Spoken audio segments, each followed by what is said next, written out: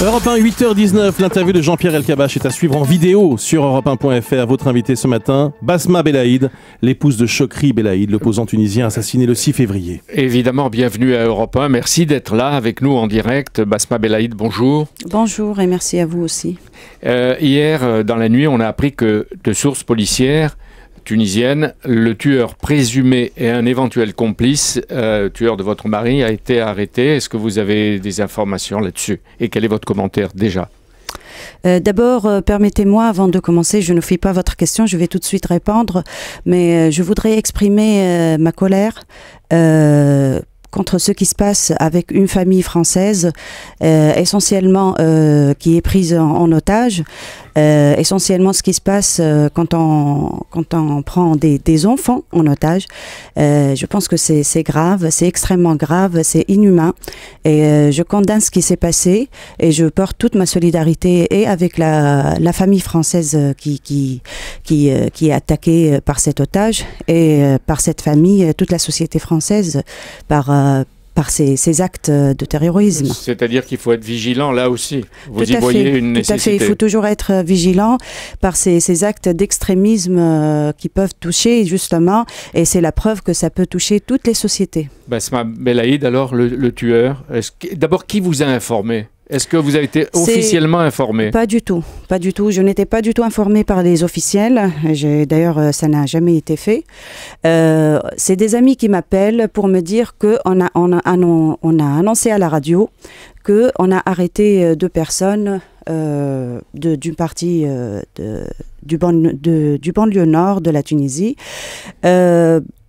C'est une hypothèse, l'une des hypothèses qui est peut-être possible, mais moi je demande clairement qu'il y ait qu'on pousse un peu en avance les enquêtes pour savoir, c'est beau de savoir qui a exécuté, mais pour moi c'est très important de savoir qui a commandé, comment ça a été fait, parce que c'est un crime très organisé et on ne peut pas se contenter de savoir qu'il y a 2 personnes comme ça. Mais on dit qu'ils appartiendraient à la mouvance salafiste, si active en Tunisie. Ils appartiennent à une milice qui s'appelle la Ligue de protection de la Révolution. C'est ça? Est-ce qu'elle est acceptée par Ennahda, cette ligue? Ces milices, comme vous le dites très bien, c'est qui s'appellent, qui se donnent le nom de Ligue pour la protection de la Révolution, qui ne sont pas du tout d'ailleurs, et que les Tunisiens, et Chokri Belaïd spécialement, n'a pas arrêté de dire qu'ils n'ont aucun lien avec la protection de la Révolution, et que toute la société civile tunisienne n'a pas arrêté de demander depuis des mois de la dissolution de ces ligues, sont protégés par le système, Ça, c'est votre avis. Oui. Ça, c'est votre avis. Oui. Mais est-ce que vous demandez, là, maintenant, aujourd'hui, après ce que vous entendez sur leur appartenance, la dissolution ou l'interdiction de ces milices? Tout à fait. Moi, je demande immédiatement, il ne faut pas du tout tarder, à la dissolution de ce corps qui est vraiment étrange et à la société et à la révolution. C'est-à-dire que vous demandez comme preuve de bonne volonté de ce nouveau gouvernement la dissolution. Et est-ce que vous croyez que la justice ira jusqu'au bout? Vous vous demandez un procès des 2 tueurs, si c'est confirmé? Bien sûr, on demande un procès et on demande justement de pousser l'enquête et de tout savoir. C'est mon droit et c'est le droit de tous les Tunisiens et de tout le monde maintenant, comme Chokri Belaïd devient le symbole de l'époque.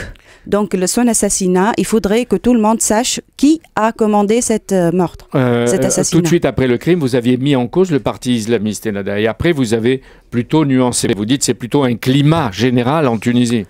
Non, moi je pense, je le dis, je le redis, c'est la responsabilité politique de Ennahda est tout de suite impliquée parce que, pour plusieurs raisons, j'ai bien expliqué, parce que c'est le moindre des choses, c'est d'assurer la sécurité aux citoyens, ce qui n'a pas été le cas. Ennahda est le parti en pouvoir et la tête de file du gouvernement, et c'est Ennahda qui commande et on l'a déjà vu, donc c'est à elle de protéger les citoyens. Est-ce que vous confirmez, Basma Belaïd, que des noms connus sont menacés, comme votre mari l'a été, qu'il y a des listes noires, qu'il y a des armes qui circulent? Tout à fait. Il y a des listes, c'est pas moi seul qui dis ça, tous les journalistes en Tunisie disent et affirment qu'il y a des listes noires. Mais si Ennahda, au pouvoir, arrête des salafistes, est-ce que ça veut dire que bientôt on va avoir un affrontement entre Ennahda et les salafistes? Ça veut dire que les modérés d'Ennahda combattent ou condamneraient les salafistes extrémistes djihadistes? Écoutez, à l'origine, il y a une convergence et un conflit, c'est trop dit un conflit, une convergence entre les deux tendances. Mais ce qu'on voit, c'est que Ennahda a deux bras. Donc on a vu que tantôt on voit les salafistes et tantôt on voit les ligues justement de protection de ce qu'on appelle les ligues de protection de la révolution. Au début de la révolution tunisienne, le chef spirituel et politique d'Ennahda et même le fondateur du parti, Rached Ghannouchi, promettait pour la Tunisie un régime à la turque. Est-ce que c'est toujours la perspective ou ça va encore plus loin aujourd'hui? D'après vous? D'après moi, oui, j'assume ce que je dis. Il y a quelques mois qu'on n'est plus dans le modèle de la Turquie. Et moi, je pense que tout de suite après les élections, on a dépassé ces promesses. Oui. Parce que juste avant les élections, toute la classe politique ça a pris un compromis, un gouvernement,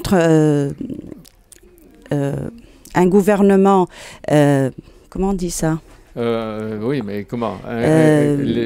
Loyal, légaliste, quoi? De transition. De transition, oui. On se met d'accord sur tout le monde ensemble. Et tout de suite après, Ennahda a changé d'avis et elle a décidé de tout commander. Vous êtes Basma Belaïd, avocate, militante des droits de l'homme, de la femme et de la laïcité.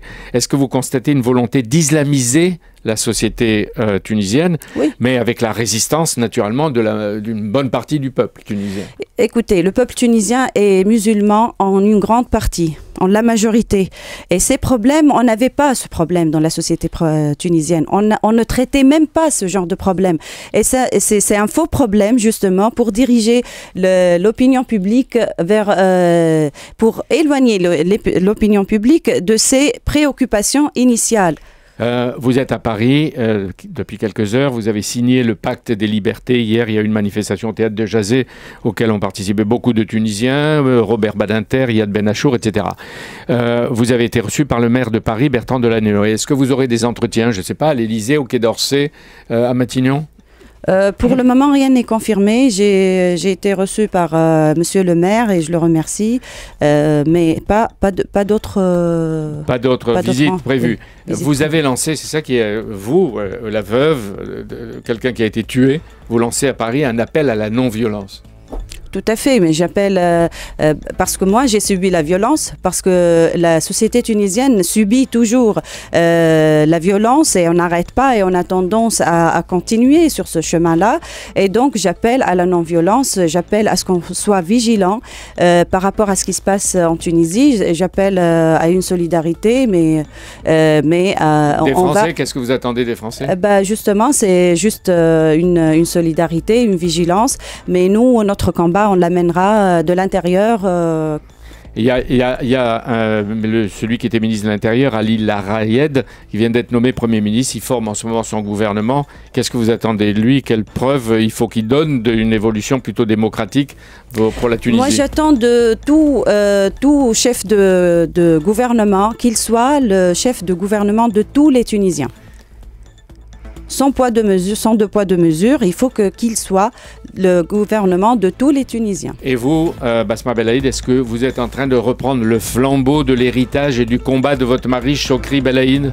Oui, je suis déjà sur la route. Oui. Voilà.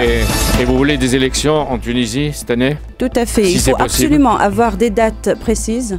Oui, allez-y. Il faut absolument avoir des dates précises très prochainement, décider de date des élections, décider des instances, de l'instance de la haute instance des élections, décider d'autres points pour réaliser des élections démocratiques. Bonne journée, merci Basma Belaïd d'avoir livré à Europe 1 ce témoignage précieux après le drame qui vous a frappé. Merci. La révolution tunisienne en cours n'est pas un événement régional, elle peut être aussi et elle est un symbole. Merci d'être venu. Merci beaucoup à Basma Belaïd, merci à vous Jean-Pierre Elkabbach.